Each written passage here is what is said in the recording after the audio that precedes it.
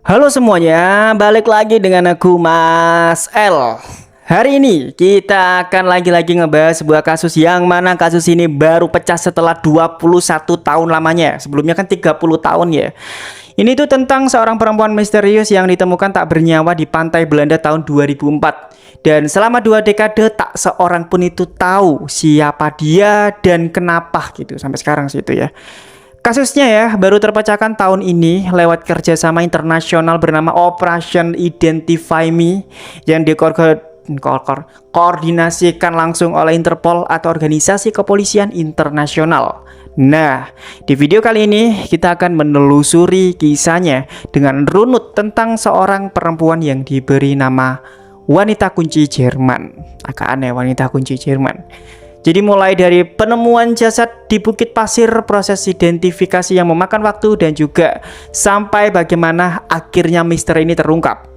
Ini tuh akan jadi cerita yang cukup menarik untuk dibahas ya. Jadi kalian harus tonton sampai habis ya. Tapi sebelumnya seperti biasanya subscribe dulu kalau misalkan kalian belum subscribe, karena aku butuh dukungan untuk channelku ini agar mungkin bisa lebih berkembang lagi ya. Dan ambil posisi ternyaman kalian. Kayak biasanya di channel ini nggak banyak visual aneh-aneh. Jadi kamu bisa sambil nyuci, makan, ngisi ngapain aja bahan gitu ya. Dan dengerin aku ceritain kisah yang satu ini. Jadi nggak usah basa-basi, mari kita bahas kasusnya.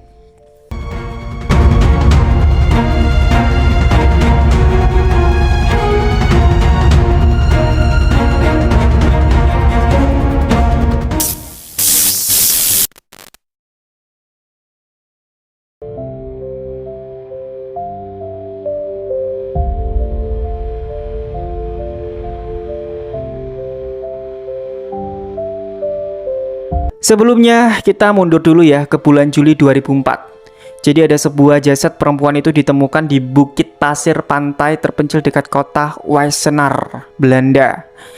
Yang bikin aneh ya, di situ itu tidak ada tanda-tanda perlawanan atau luka. Tubuhnya itu ditemukan dalam keadaan utuh, tapi pakaian yang dia kenakan itu sama sekali tidak sesuai dengan suasana pantai. Jadi menurut penyidik forensik Belanda bernama Sandra Besbank, atau mungkin kita panggil aja Sandra, perempuan itu ya mengenakan legging kotak-kotak coklat dan juga sepatu hak merah mengkilap. Yang mana kalau misalkan ini bisa disimpulkan itu sesuatu yang tidak biasa jika kamu sedang berjalan-jalan di pantai. Itu kata Sandra.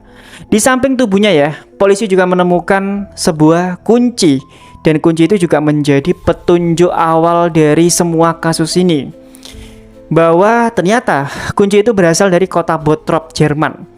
Yang mana lagi-lagi ini adalah sebuah kota yang letaknya tidak jauh dari perbatasan Belanda. Karena itulah kenapa selama bertahun-tahun dia dikenal sebagai perempuan dengan kunci Jerman.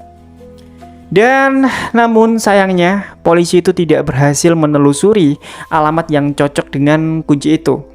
Hasilnya identitas korban tetap menjadi misteri selama 2 dekade atau lebih dari ya 20 tahunan lah gitu ya.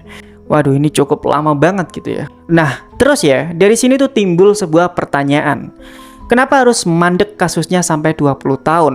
Jadi ya, selama bertahun-tahun, jasad itu menjadi salah satu dari sekian banyak kasus mayat tak dikenal di Eropa. Alasannya ya cukup sederhana, tapi tetap kompleks. Dunia itu kan sudah semakin global ya, orang-orang itu sering berpindah negara, bekerja, menikah, atau bahkan terjebak perdagangan manusia lintas batas. Jadi dalam tulisan sumber itu ya, dijelaskan bahwa peningkatan migrasi global dan juga perdagangan manusia itu ya telah membuat semakin banyak orang hilang di luar negeri, di luar negara asal mereka gitu ya. Ya akibatnya pada saat jasad ditemukan, orang-orang itu ditemukan, proses identifikasi itu jadi sangat sulit. Ya menurut gue cukup masuk akal lah kalau misalkan kita pikir secara logika. Ya bayangkan aja, ada seseorang yang hilang di luar negeri, misalkan meninggalin di Indonesia ya. Terus tapi orang itu nggak ada dokumen pastinya gitu, nggak ada laporan keluarga, dan bahkan ciri-ciri fisiknya ya mungkin lagi nggak cocok dengan catatan polisi yang ada, atau bahkan catatan polisi lama gitu. Inilah yang membuat kasus seperti perempuan dengan kunci Jerman itu nyaris tidak tersentuh selama puluhan tahun. Nah, selanjutnya kita coba bergeser ke Operation Identify Me, kayak gimana bahasanya itu ya. Pada tahun 2023 ya, sebuah langkah besar itu diambil. Interpol itu meluncurkan sebuah kampanye internasional bernama Operation Identify Me, dengan tujuannya adalah untuk memecahkan kasus-kasus perempuan tidak dikenal yang ditemukan tewas dalam kondisi tidak wajar. Dan operasi ini tuh dilaksanakan di 6 negara Eropa, mulai dari Belanda, Jerman, Belgia, Prancis, Italia, dan juga Spanyol. Dan ini adalah salah satu kampanye besar-besaran lintas negara. Bahkan, polisi juga membagikan data sidik jari, foto, dan juga catatan forensik antar negara. Dan untuk pertama kalinya ya, Interpol juga membuat daftar hitam publik, yaitu sebuah daftar berisi identitas mayat tak dikenal yang diumumkan ke masyarakat luas dengan harapan ada yang mengenali. Nah, apa hubungannya dengan kasus perempuan ini ya? Hubungannya dengan kasus perempuan dengan kunci Jerman ini termasuk salah satunya. Nah, kasus perempuan dengan kunci Jerman ini termasuk salah satunya. Dan ternyata inilah titik balik yang mengubah segalanya. Tepatnya tahun lalu ya, permohonan kampanye itu ditayangkan di TV Jerman. Dan tak lama setelah tayangan itu muncul, polisi Belanda itu menerima petunjuk penting tentang seorang perempuan Jerman, yang mana perempuan Jerman itu hilang sekitar 20 tahun lalu. Akhirnya petunjuk ini tuh banyak reaksi dari pemerintah, dari masyarakat gitu, bahkan dari penyelidikan gitu ya. Dari petunjuk itu akhirnya langsung memicu penyelidikan di kota Bottrop. Ya, kota yang sama dengan kunci yang ditemukan 20 tahun sebelumnya. Dari situlah penyelidikan itu berlanjut ke tahap yang lebih serius, mulai dari pihak kepolisian melakukan pengujian DNA dan hasil pun akhirnya mengkonfirmasi identitas korban. Dari identitas itu, nama asli dari perempuan itu adalah Eva Maria Pommer, warga negara Jerman yang berusia 53 tahun, dan dia adalah orang keempat yang berhasil diidentifikasi melalui kampanye Operation Identify Me. Berarti operasi ini ya sangat membantu banget ya. Kalau misalkan ini ditaruh di Indonesia itu mungkin bisa nggak ya? Kan lumayan ya, bisa membantu kinerja polisi untuk menemukan orang hilang, atau mungkin bisa membantu polisi untuk menemukan orang yang sebelumnya lama meninggal dunia tapi nggak ada keluarganya, itu kan juga bisa. Tapi gimana menurut kalian soal ini? Identifikasi Eva itu diumumkan pada Jumat 10 Oktober 2025. Interpol itu menegaskan, ini itu adalah sebuah bukti nyata bahwa kerjasama antar negara itu bisa menghasilkan kemajuan yang sangat luar biasa. Sekretaris Jenderal Interpol bernama Valdesi Urquiza itu berkata, identifikasi ini tuh lebih dari sekedar tonggak sejarah dalam kampanye kami. Ini tuh bukti nyata bahwa yang bisa kita capai ketika negara-negara bersatu itu adalah kerjasama. Sementara Jenny Knoll, Komisaris Kepolisian Nasional Belanda, itu juga mengatakan bahwa berkat kegigihan detektif Belanda dan Jerman, seorang perempuan lagi itu telah berhasil diidentifikasi. Dia juga menyampaikan doa bagi semua keluarga yang kini akhirnya tahu nasib orang yang mereka cintai, dan juga bagi keluarga lain yang masih menunggu jawabannya. Namun ya, penyebab kematian Eva Maria Pommer masih belum diketahui sampai saat ini. Polisi juga masih terus menyelidiki, tapi belum ada kejelasan atau penjelasan yang bisa disampaikan ke publik. Jadi ya, semua berita ini aku baca dari BBC ya. Nanti aku taruh aja linknya di deskripsi, kalian bisa baca sendiri. Kalau kita ngomongin kasus Eva Maria Pommer ini ya, bukan berarti ini adalah satu-satunya kasus yang berhasil diidentifikasi. Tulisan ini juga mencatat beberapa kasus lain yang terpecahkan lewat kampanye yang sama. Yang pertama itu mungkin contohnya ada Rita Roberts, warga Inggris berusia 31 tahun, dibunuh di Belgia tahun 1992. Keluarganya itu mengenalinya setelah melihat foto tato di laporan BBC. Terus kedua ada Ainoha Izaka Ibieta 5. Dia itu adalah warga Paraguay berusia 33 tahun, ditemukan tewas di kandang unggas di Spanyol tahun 2018. Terus ada Lyudmila Zavada, warga Rusia berusia 31 tahun, ditemukan di pinggir jalan di Spanyol tahun 2005. Dan namun masih ada 43 perempuan lainnya di 6 negara Eropa yang masih belum berhasil diidentifikasi. Sebagian besar dari mereka ya diperkirakan berusia 15 sampai 30 tahun dan ditemukan 10, 20 bahkan 40 tahun yang lalu. Wow. Ini tuh bener-bener udah lama banget ya berarti ya. Dan itu datanya masih ada. Keren juga ya orang luar negeri ya.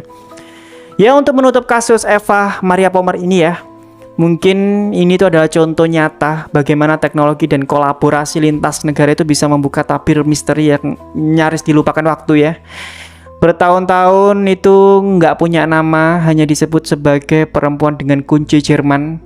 Dan setelah 21 tahun, dunia itu akhirnya tahu siapa dia. Tapi cerita ini menurutku juga menyisakan pesan penting ya, bahwa di balik statistik dan juga arsip kepolisian selalu ada manusia yang pernah hidup, punya kisah, dan bahkan pantas dikenang dengan namanya sendiri. Ya, kita nggak tahu bagaimana Eva meninggal, tapi setidaknya sekarang dia tidak lagi hilang tanpa identitas. Dan untuk keluarga yang mungkin masih belum menunggu, yang masih mungkin menunggu kabar seperti ini, semoga kampanye semacam operasi Identify Me itu bisa terus membawa jawaban satu persatu ya. Ya karena mungkin banyak banget yang hilang gitu kan ya. Ya kita doakan aja lah, semoga keluarga-keluarga yang masih kehilangan keluarganya nanti ditemukan dengan operasi ini gitu ya. Ya mungkin itu saja ya. Kalau misalnya kalian tertarik dengan kisah-kisah investigasi seperti ini, klik tombol like, subscribe, dan juga aktifkan tombol loncengnya ya, biar nggak ketinggalan cerita-cerita misteri dan juga kemanusiaan lainnya dari Fuentes. Ya mungkin kalian bisa nulis aja pendapatmu di kolom komentar tentang kasus ini tuh gimana. Apakah kamu setuju dengan kampanye semacam ini dibuka ke publik seperti ini, atau mungkin justru ada sisi etis yang perlu dipertimbangkan dari operasi ini gitu. Silakan kalian tulis pendapat kalian di komentar gitu ya. Ya mungkin itu aja ya. Sekali lagi aku mau menyampaikan terima kasih buat kalian yang sudah subscribe, sudah tekan tombol loncengnya, sudah mengikuti aku. Ya aku kalau misalkan nggak ada kalian juga nggak bisa berkembang gitu di YouTube kan ya. Jadi aku sekali lagi mau nyampein terima kasih Rek gitu kan. Kalau misalkan kalian suka ya wes, kalian share aja, kalian tekan tombol loncengnya aja biar kalian dapat notif dari aku. Dan aku maaf kalau misalkan omongannya agak belibet ya. Sekali lagi aku butuh saran juga, kritik juga. Ya mungkin kritik atau saran kalian itu bisa lebih membuat aku berkembang di video ini. Tapi kalau untuk kayak nambahin ilustrasi yang nggak jelas atau apa itu aku nggak bisa ya, karena emang nggak tahu kenapa ya, kayak nggak serak aja gitu aku ya. Aku lebih suka kayak ngasih foto atau video yang ada aja gitu. Kalau nggak ada ya udah, nggak usah dikasih gitu aja. Jadi sesimpel itu sebenarnya gitu. Makanya kenapa aku nyuruh kalian kalau misalkan dengerin ini ya, nah sambil nyuci, sambil ngapain aja boleh gitu ya. Ya mungkin itu aja ya. Sekali lagi terima kasih dan sampai jumpa lagi di Fuentes selanjutnya. Ini hari Jumat. Enggak sih, ini enggak tahu nguploadnya hari Sabtu atau Jumat. Jangan lupa Jumatan, Rek.